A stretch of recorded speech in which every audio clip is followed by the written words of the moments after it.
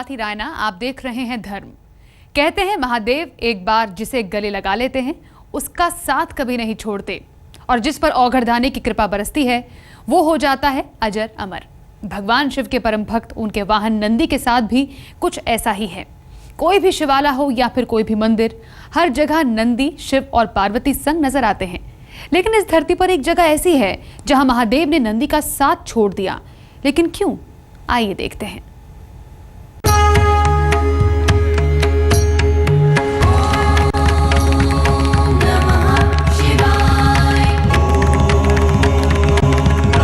एक ऐसा मंदिर जहां नंदी बिन शिव है विराजमान।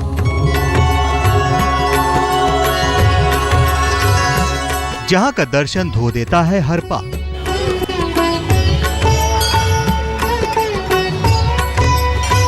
वो है नासिक का कपालेश्वर धाम।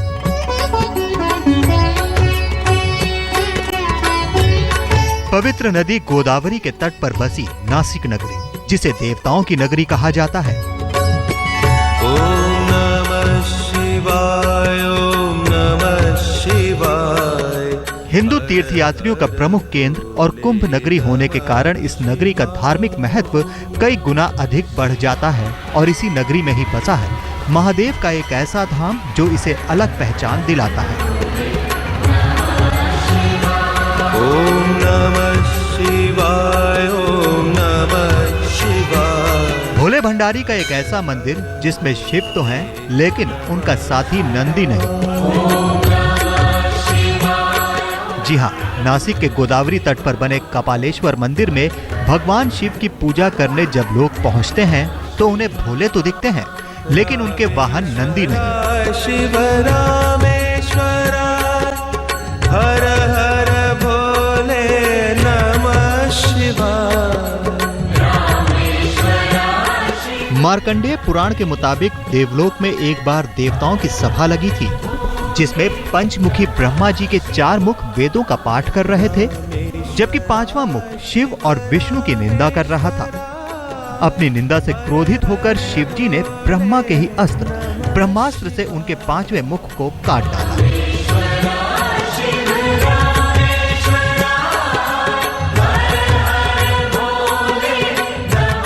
ब्रह्मा जी ब्राह्मण थे, लिहाजा भगवान भोले को ब्रह्म हत्या के पाप का भागी बनना पड़ा। कहते हैं ब्राह्मण की हत्या का पाप लिए नासिक में शिव जी अरुणा और गोदावरी के तट पर हताश होकर बैठे थे। तब उनके सामने ही एक गाय और उसका बछड़ा एक ब्राह्मण के घर के सामने खड़े थे। वो ब्राह्मण बछड़े के नाक में रस्सी डालने का प्रयास कर रहा था।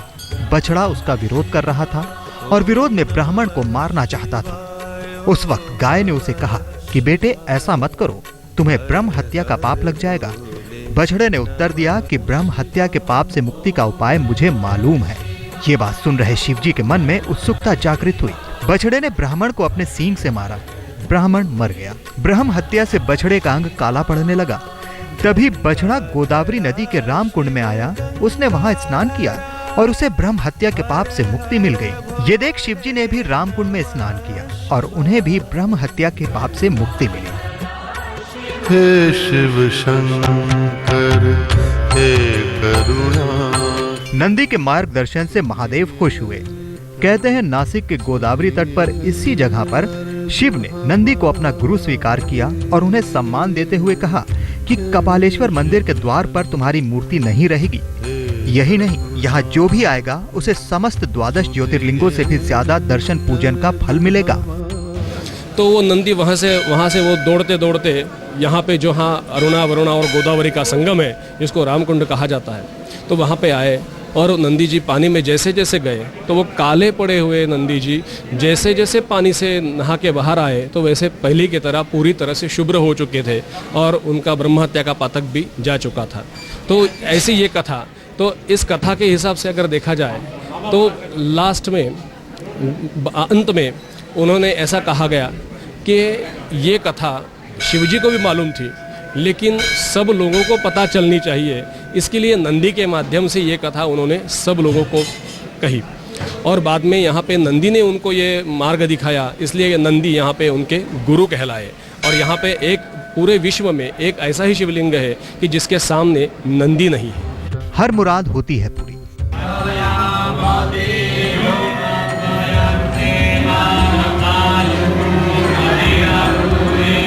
सुबह सवेरे महादेव के अभिषेक के साथ मंदिर में पूजा आराधना का सिलसिला आरंभ होता है।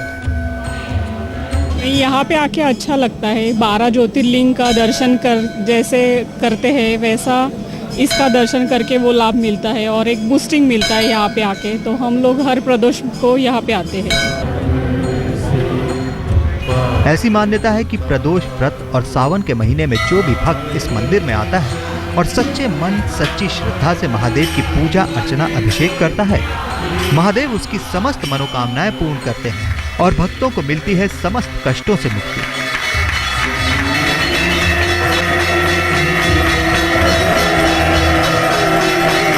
प्रवीण ठाकरे, नासिक, आज तक।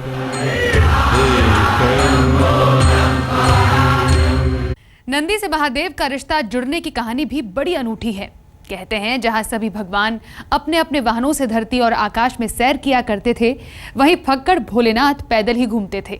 भगवान शिव के परम भक्त यम ने उनकी तपस्या कर जहां बैल रूप में उनका वाहन बनने का सौभाग्य पाया, वहीं शिव ने भी उन्हें अपना गुरु मानकर देवता का स्थान दिला दिया।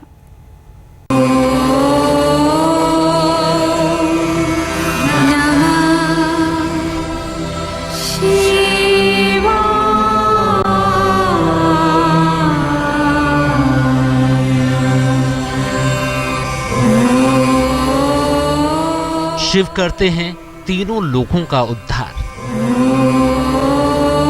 लेकिन एक भक्त ऐसा जो उठाता है भोले का भार। उनके बिना अधूरा है शिव का परिवार।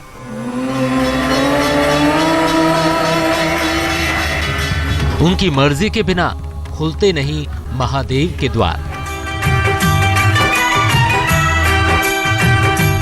नंदी यानी भगवान भोले के द्वारपाल, जिनकी इच्छा के बिना भक्ति के द्वार नहीं खुलते, जिनकी मर्जी के बगैर शिव शंकर किसी से नहीं मिलते। यही वजह है कि हर शिव मंदिर के बाहर उनकी मूर्ति जरूर रहती है और उनकी पूजा के बाद ही शिव की पूजा की जाती है। नंदी भक्ति और शक्ति के प्रतीक हैं। जो भी भगवान भोले से मिलना चाहता है, नंदी भगवान पहले उसकी भक्ति की परीक्षा लेते हैं। नंदी के भगवान शिव की जिंदगी में आने की कहानी भी बड़ी दिलचस्प है।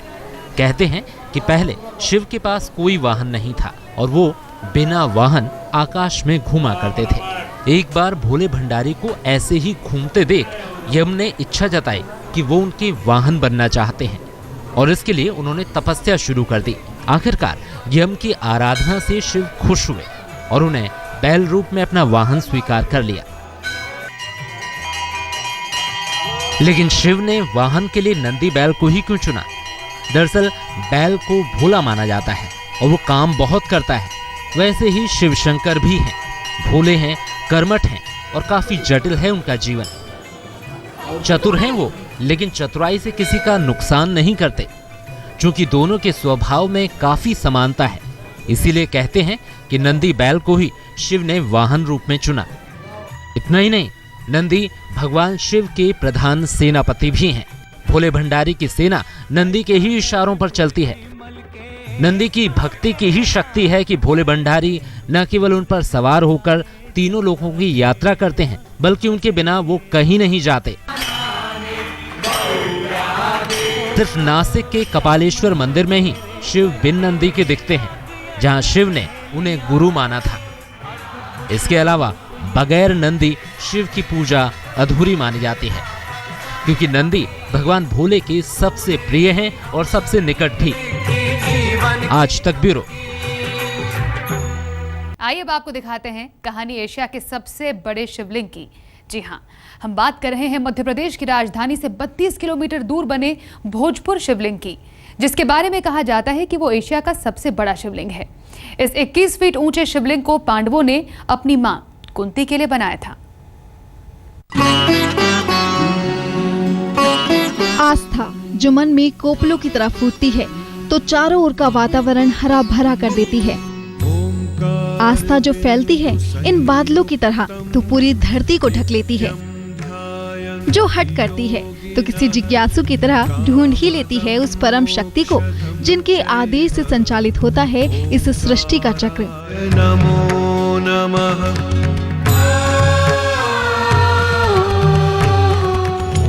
त्र्यम्बकं यजामहे सुगन्धिं पुष्टिवर्धनम् उर्वारुकमिव बन्धनान् मृत्योर्मुक्षीयमामृतात्।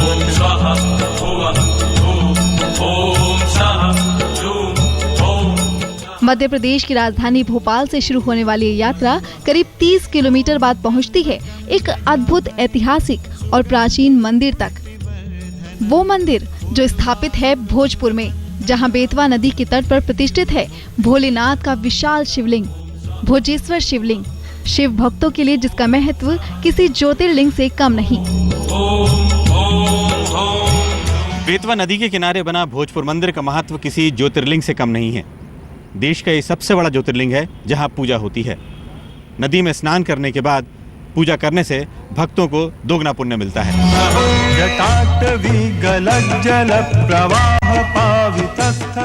शिव के प्रिय सावन मास की छटाओं से सजा और एक छोटी सी पहाड़ी की चोटी पर बना ये मंदिर भारतीय वास्तुकला की अनुपम कृति है, जिसका निर्माण 1010 ईसा से 1053 ईसा के मध्य परमार राजा भोज ने कराया था।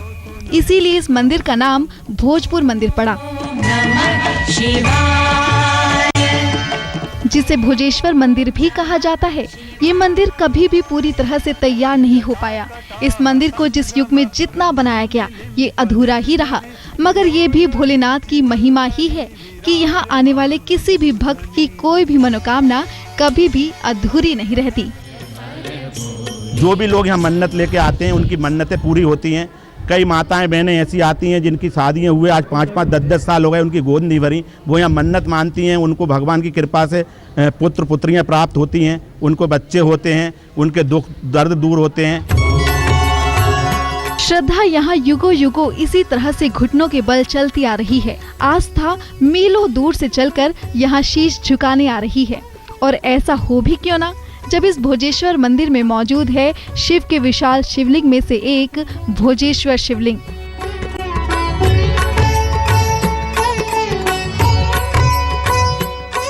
प्राचीन काल में भोजपुर को उत्तर भारत का सोमनाथ कहा जाता था और ऐसी मान्यता है कि पांडवों ने अपने अज्ञातवास का कुछ समय यहीं व्यतीत किया था।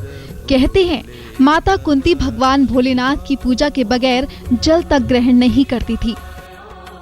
इसीलिए अपने अज्ञातवास के दौरान भीम ने अपने भाइयों की सहायता से यहाँ प्रतिष्ठित किया था भोलेनाथ का ये 21.5 फीट ऊंचा विशाल शिवलिंग। हर हर भोले नमः शिवाय। भोजेश्वर शिवलिंग के अभिषेक पूजन का अधिकार सबको नहीं है, इसलिए शिवलिंग के ठीक सामने 2 छतरियां जिसमें भोजेश्वर शिवलिंग के प्रतिरूप प्रतिष्ठित हैं और इन्हीं पर शिव भक्त अपनी श्रद्धा उड़ेलते हैं और मात्र 5 सोमवारों में अपने समस्त कष्टों से मुक्ति पाते हैं।